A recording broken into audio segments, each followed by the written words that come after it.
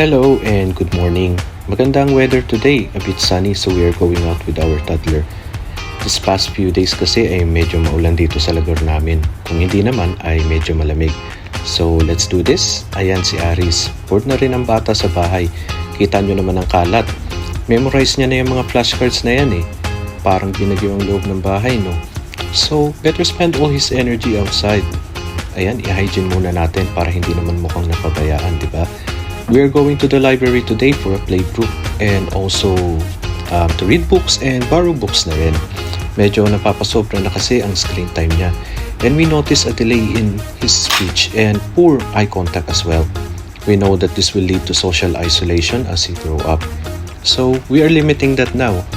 Very important yan para sa mga kids. Ayan, guwapo na. Mana talaga sa papa. It's a bit windy outside so medyo makapal itong pinasuot ko sa kanya. Prepare na rin natin ang snacks niya in case mapagod or magutom, di ba? Yogurt, banana, and orange lang. Okay na yan. Lagay natin sa ziplock and lagay natin doon sa stroller niya mamaya. Dito pala sa lugar kung saan kami, the government is well concerned to the child's development. They encourage attending playgroups or any activities so they can socialize with other kids. Free din ang healthcare nila dito from 0 to 18 years old, if I'm not wrong. Just to add, nung nag-give birth ang partner ko dito sa cesarean section, wala kaming binayaran ni piso. Ayan, excited na siya lumabas. Once sinuotan na siya ng shoes, alam niya na yan that we are going somewhere. Usually sa park or sa playground ko siya dinadala. Oh, go inside the lift and wait for me please. And, okay, wait. And press the ground button please. Very good. Ayan, at least nakikinig siya. Nung nasanay siya sa iPad, madalas yung tantrums niya. Pag may gusto siya, hindi niya rin masabi. Ngayon, improve na. Ayan, takbo-takbo na. Ang mahal kasi ng nursery dito pag pina-enroll mo sila. Halos isang sweldo mo na. Libre naman ang mga playgroups dito. Need mo lang mag-book ng advance para hindi rin overcrowding ang place. Pwede rin naman sa playgrounds kung saan marami ring bata. At the age of 3 sila dito, nag-i-start ng schooling. Ayan, so ready na. Malapit lang naman ang pupuntahan namin, mga 8 minutes walk lang from our flat since dito kami sa town center. Ayan, strolling. Malapit sa amin dito ang mga shops. Ayan, so this is the cow statue. We are in the library na. Maaga pa naman, 2 PM pa kasi ang start ng activity nila. So, tingin muna tayo ng mga books. Actually, first time nitong bata dito, so pagalain ko muna. Okay, review of the alphabets. Pinatingin ko na rin sa kanya yung mga books, baka may mapili siya. Okay, pili ka lang ng iuwi natin dyan. So ayan, playtime na.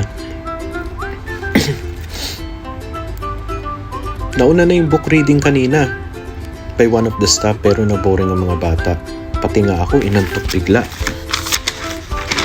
Ganyan din ang ginagawa ng mga parents dito. Dinadala ang kids nila sa labas for activity. Pag ganitong malamig ang weather, more on indoor play sila. Hindi tulad sa atin, lumabas ka lang ng bahay, may makakalaro ka na. Ayan, pagod na siya. Umupo muna sa stroller. Siyempre, bigyan ko na rin ng snacks yan. Ayan, paubos na niya yung banana.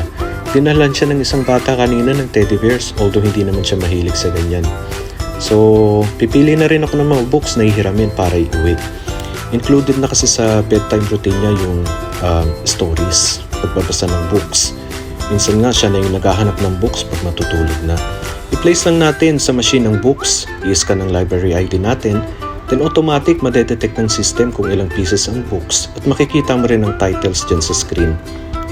Ayan, so pwede na yan iuwi. You can borrow a maximum of 20 books. At dahil pagod na rin ang bata, it's time to go home na. Maaga din kasi siya nagising today dahil umiiyak ang baby brother niya. Pagpagod pa naman ito, masyadong nag-iinarte na. Okay, open the door and go inside the lift. Wait for me. Okay, press number 3 please, 3rd floor. Press number 3. Get up. Ayan, very good. Okay, that's enough. Boom, bagsak agad. Hindi na nga nakapagpalit ng damit pa. So, ayan guys, hanggang dito na lang muna. Maraming salamat.